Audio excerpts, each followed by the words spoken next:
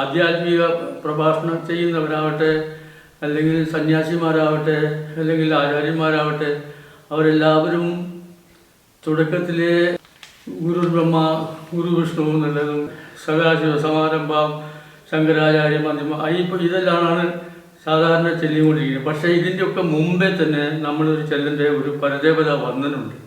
ആ പരദേവതാ വന്ദനം ഇതുവരെ നമ്മൾ ചെയ്യുന്നില്ല.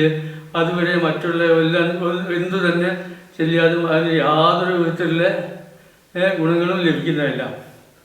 എന്തുകൊണ്ടെന്നാൽ പരദേവതമാരെയാണ് ആദ്യം തന്നെ നമ്മൾ വന്ദിക്കേണ്ടത്.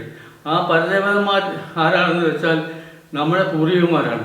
പൂർവികന്മാരെന്ന് പറഞ്ഞാൽ നമ്മുടെ അച്ഛൻ, അമ്മ, അവരിലെ മുത്തശ്ശൻ, മുത്തശ്ശി, ഇങ്ങനെയുള്ള അവരാണ് പൂർവികന്മാർ. അതേപോലെ തന്നെ നമുക്ക് ഒരു പരദേവത ക്ഷേത്രമുണ്ട്, അതായത് നമ്മുടെ കുടുംബക്ഷേത്രം. ഈ കുടുംബക്ഷേത്രത്തിൽ ദേവതമാരെയും നമ്മൾ വന്ദിക്കണം. അത് എത്രയോ അത്യാവശ്യമായ ഒരു സംഗതിയാണ്. ഇതൊന്നും വന്ദിക്കാതെ നമ്മൾ മറ്റ് മന്ത്രങ്ങൾ എത്ര തന്നെ ജപിച്ചാലും എന്ത് കഴിഞ്ഞാലും അതിനൊരു തക്കതായ ഒരു എഫക്റ്റ് നമുക്ക് കിട്ടില്ല എന്നുള്ളത് ഉറപ്പാണ്. അങ്ങനെയുള്ള ഒരു കാര്യം നിങ്ങളോട് പറയാൻ വേണ്ടിയാണ് ഞാൻ ഈ വീഡിയോ ചെയ്യുന്നത്.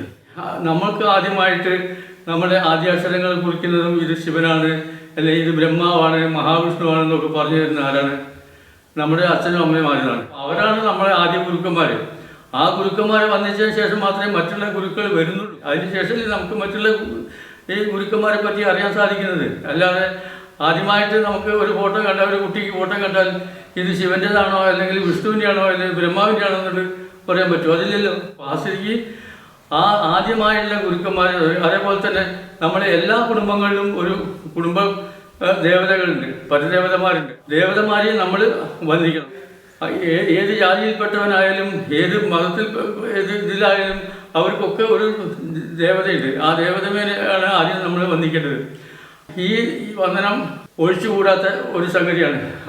ആത്മപരിവർത്തനം എന്ന് പറഞ്ഞ ഒരു ഗ്രന്ഥത്തിൽ ഇതിനെപ്പറ്റി വളരെയധികം പരാമർശിക്കുന്നുണ്ട്. ഈ വക സംഗതികളെ എല്ലാം സംസ്കൃതത്തിലുള്ള ഒരു ഗ്രന്ഥമാണിത്. അതിനാണ് എനിക്ക് ഈ അറിവ് കിട്ടിയത്. അങ്ങനെയുള്ള ഒരു സംഗതിക്ക് നമ്മൾ ഒരിക്കലും പരദേവത മന്ത്രം എന്താണ്?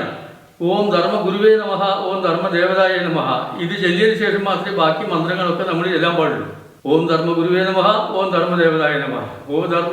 ധർമ്മ ഗുരുക്കന്മാരാണ് നമ്മുടെ പൂർവികന്മാരല്ലേ. ധർമ്മദേവതയാണ് നമ്മുടെ കുടുംബക്ഷേത്രത്തിലെ ദേവത. ഇതിനെ ആദ്യം നിങ്ങൾ ഒരിക്കലും കൈവെടിയാതെ നിങ്ങൾ എല്ലാവരും ഈ ആദ്യ മന്ത്രം ആയിട്ട് ഈ പരദേവതാ മന്ത്രം സ്വീകരിക്കുന്നതാണ് എൻ്റെ അഭിപ്രായം. ഇത്രമാത്രം.